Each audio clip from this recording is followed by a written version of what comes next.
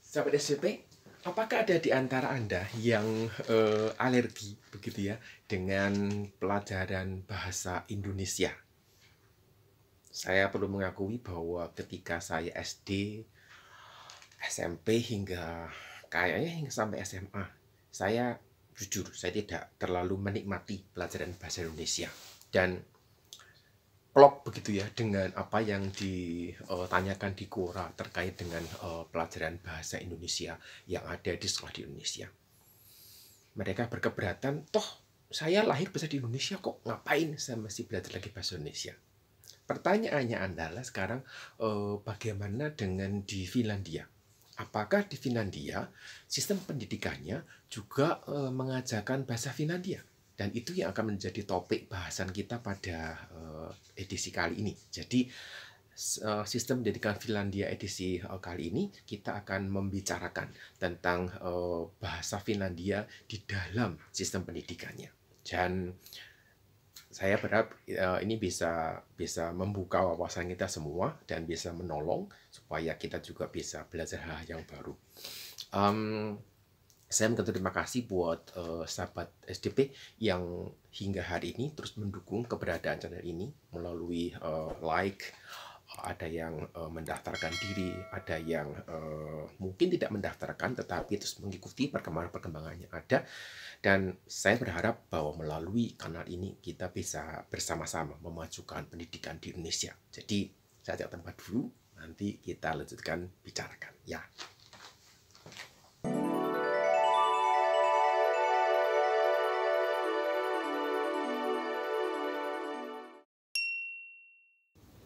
Kita menggunakan bahasa untuk berkomunikasi, mulai dari bahasa isyarat gitu ya, bahasa tubuh,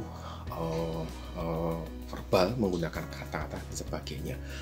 Bahasa isyarat dan bahasa tubuh biasanya saya gunakan di masa belum ada banyak aplikasi yang menerjemahkan kata-kata dalam bahasa asing ke bahasa Indonesia atau ke bahasa Inggris.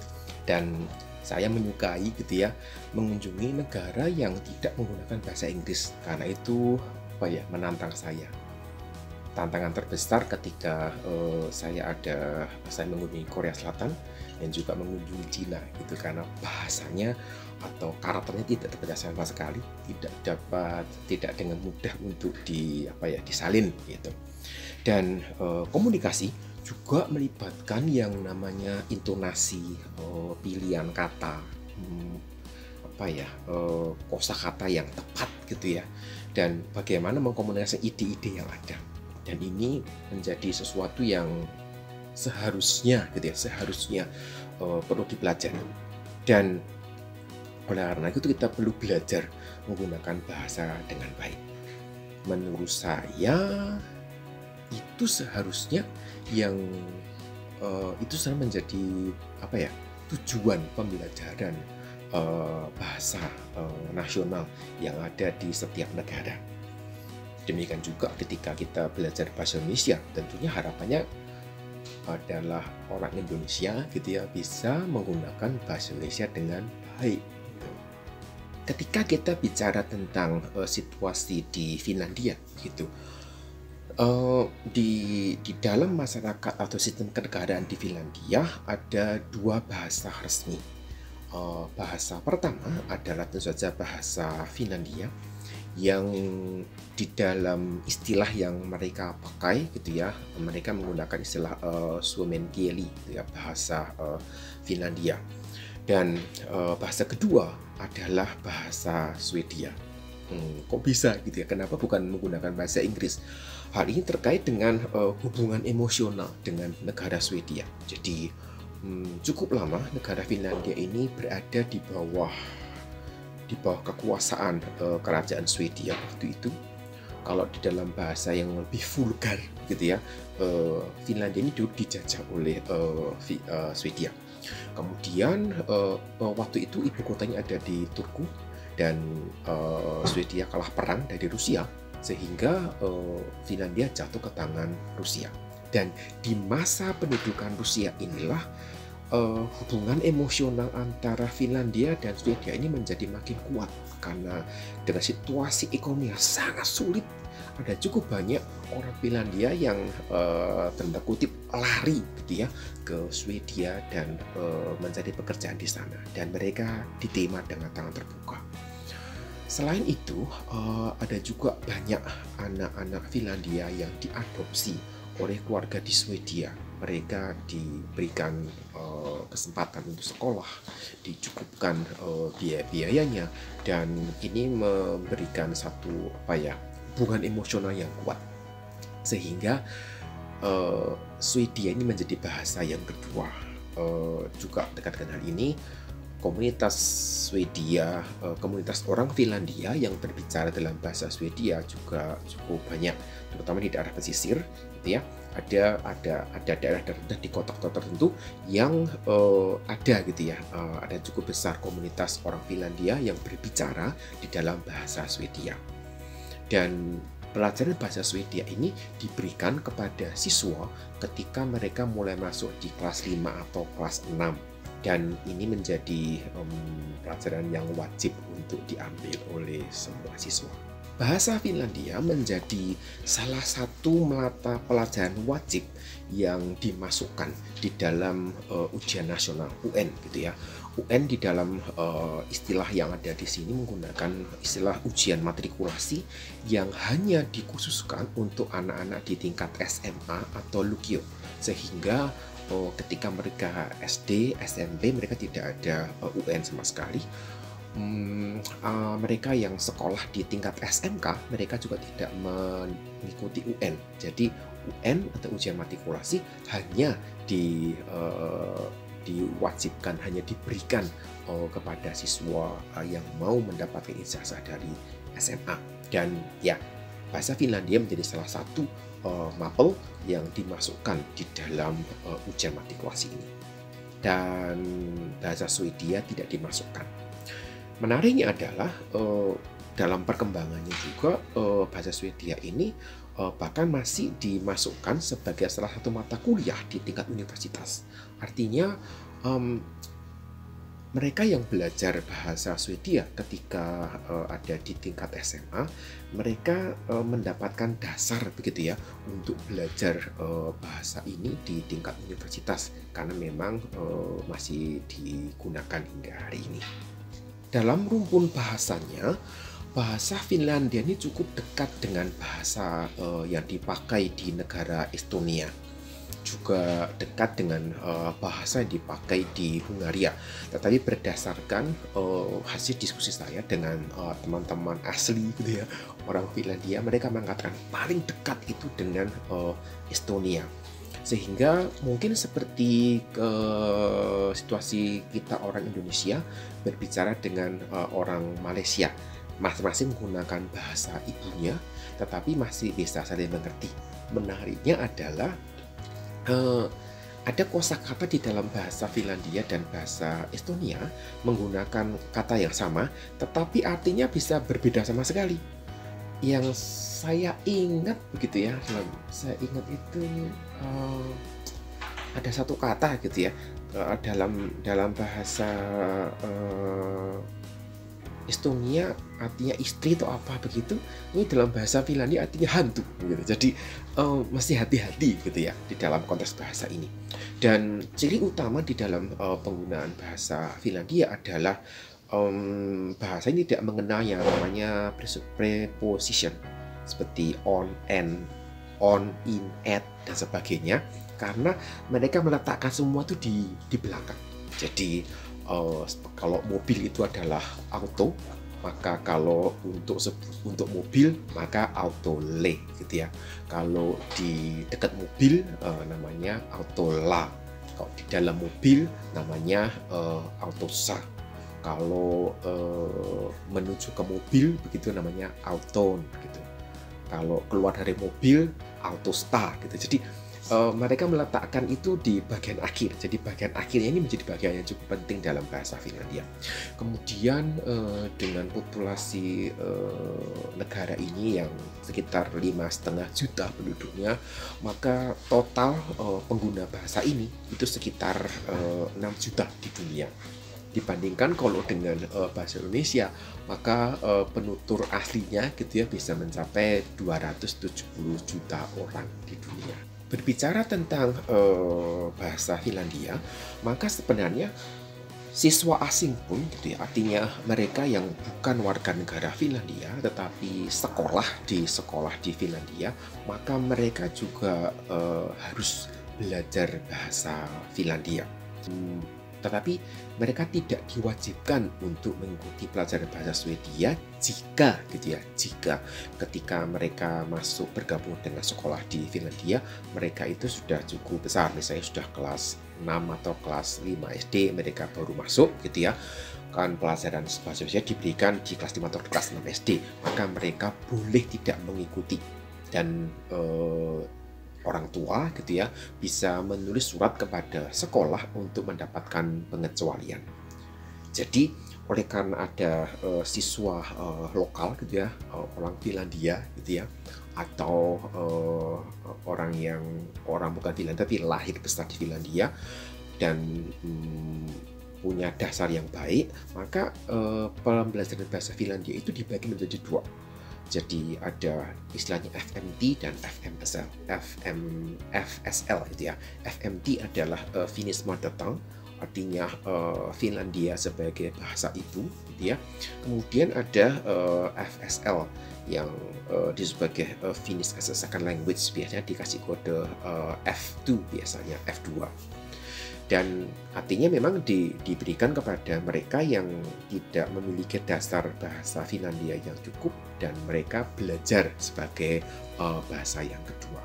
Menariknya adalah sekolah internasional pun juga memberikan materi pelajaran bahasa Finlandia untuk siswa asing. Jadi pasti masuk di grupnya Finnish as a Second Language, bahasa Finlandia sebagai bahasa yang kedua. Ya, karena memang di dalam sekolah internasional pun ada siswa lokal yang masuk ke sana. Jadi mereka punya Finnish Mother Tongue, bahasa Finlandia sebagai bahasa ibu, penutur asli, native speaker, kemudian juga ada bahasa yang sebagai second language. Permasalahannya adalah hingga hari ini belum ada aturan nasional terkait dengan mekanisme pembelajaran bahasa Finlandia sebagai bahasa kedua. Jadi biasanya nih ya di sekolah internasional siswa ini masuk itu beragam. Jadi ada yang masuk bergabung di kelas 4, nanti waktu di kelas 6 dia sudah pindah ke negara lain, kemudian nanti waktu kelas 5 baru ada masuk gitu ya, sehingga guru ini mengajar kelas bahasa Finlandia sebagai bahasa kedua itu kelasnya sangat heterogen. Kemampuannya bisa tidak sama gitu. Ada yang sudah misalnya mengajar di kelas 5 SD begitu. Ada yang sudah mulai sejak kelas 1. Jadi pasti kemampuannya lebih baik gitu ya. Ada yang baru mulai di kelas 5 juga gitu. Jadi masih dasar sekali. Jadi kelas heterogen ini benar-benar menguji kemampuan guru untuk mengajar. Jadi ini benar-benar sesuatu yang cukup menarik menurut saya, dan guru memang diuji sedemikian rupa untuk bisa menangani siswa yang heterogen ini. Jumlah per kelas bisa 20 sampai 25 anak dengan variasi yang cukup besar, dan rata-rata dibagi menjadi 3 sampai 4 tingkat.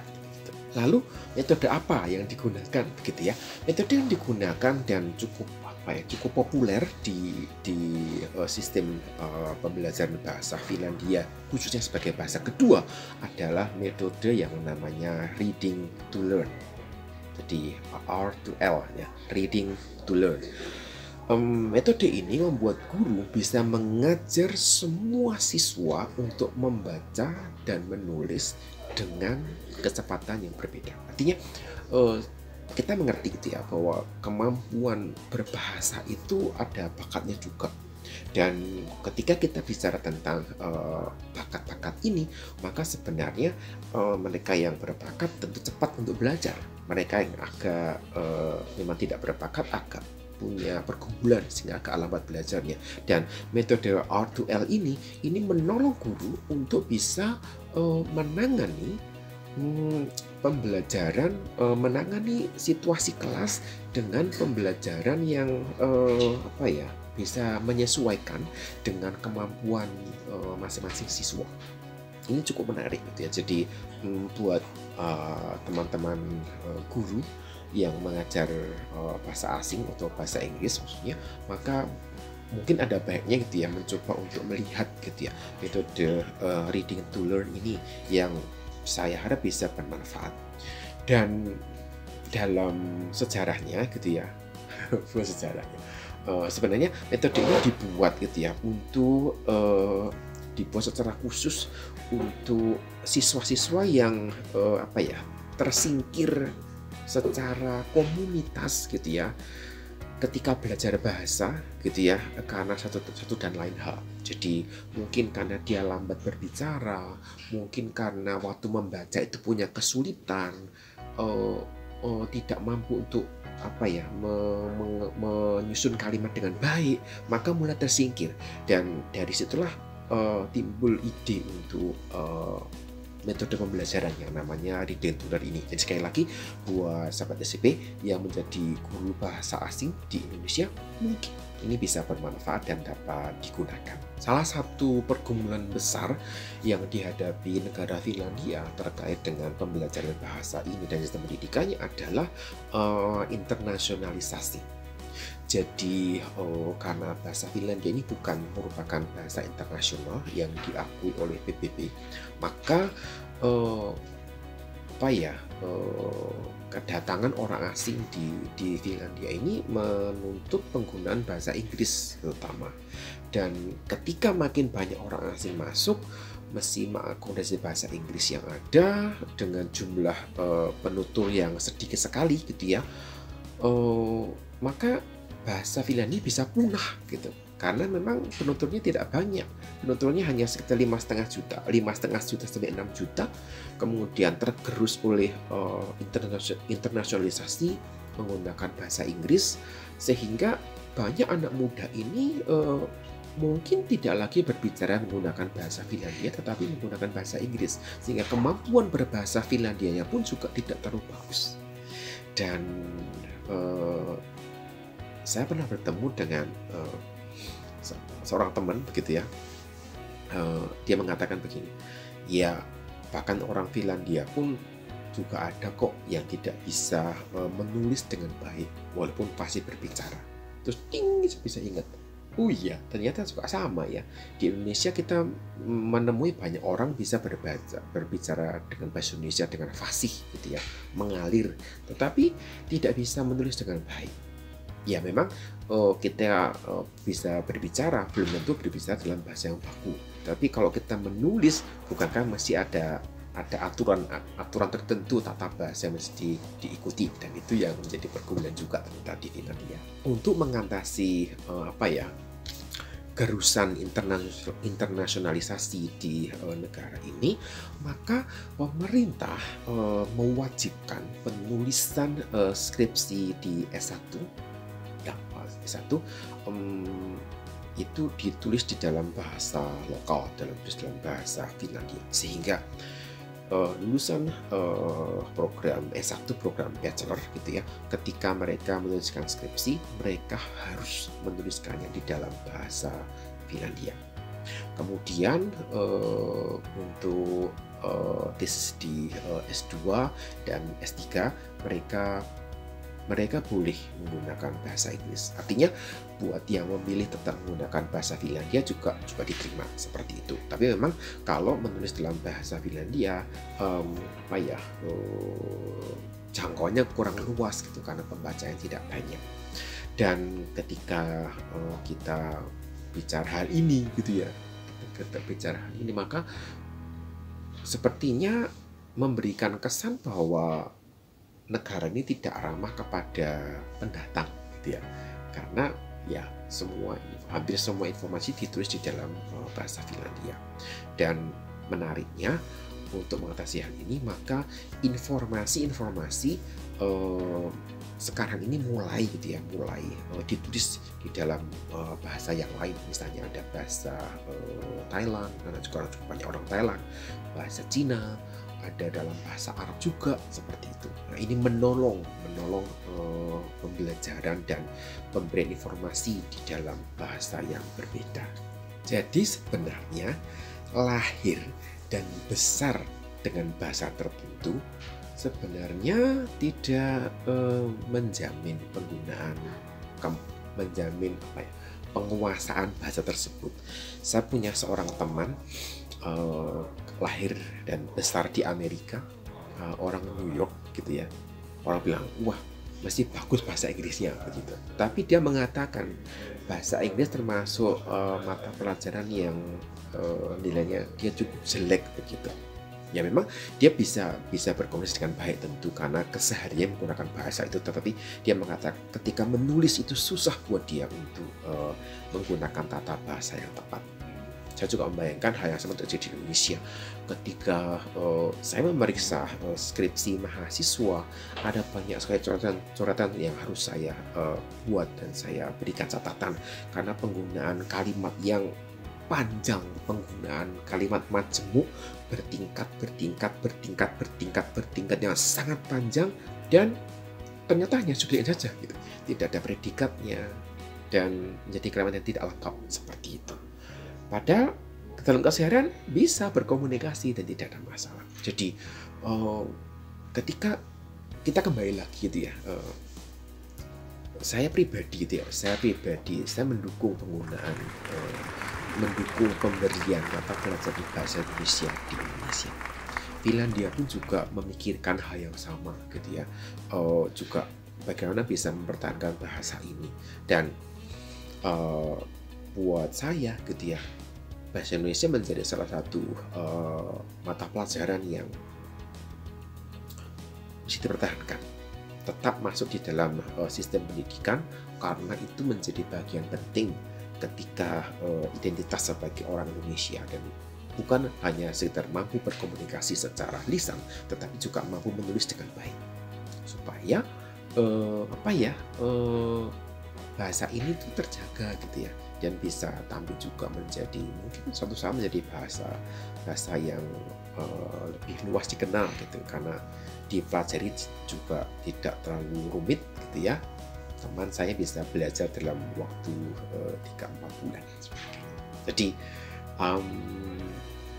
saya mulai melihat bahwa bahasa Indonesia ini menjadi pelajaran yang cukup penting ketika saya kuliah, dan di situ saya mulai menghargai guru-guru bahasa Indonesia yang pernah mengajar saya.